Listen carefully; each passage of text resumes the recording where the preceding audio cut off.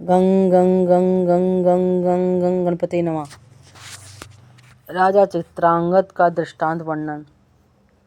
हिमालय ने कहा, पुत्री राजा चित्रांगद की साध्वी रानी को भी अपने पति का विरह दुख प्राप्त हुआ था, जिसका निवारण गणेश्वर के पूजन से ही हुआ था। इसका इतिहास यह है कि राजा चित्रांगद मालव देश का राजा था। वह अत्यंत शक्तिशाली और विद्वान था। उसकी सुंदरी भार्या का नाम इंदुमती था।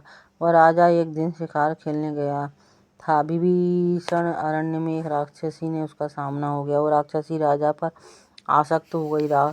उसने राजा से प्रणय निवेदन किया, किंतु राजा ने उसकी बात नहीं मानी। इससे क्रुद्ध हुई राक्षसी राजा को खाने के लिए दौड़ी। ये देखकर राजा वहां से भागकर एक सरोवर में जा छुपा, किंतु वही कुछ नाग कन्या स्नानार्थ आई थी। राजा को देखकर उस पर लुब्ध हो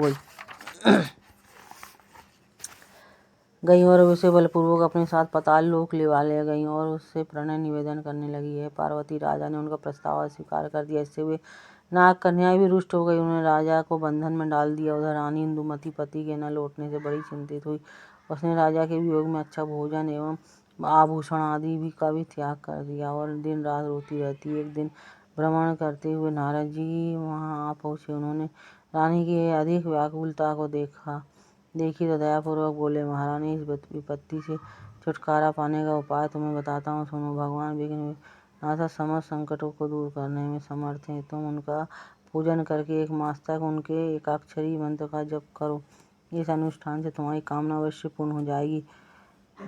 बोलो श्री गजानन महाराज की जय।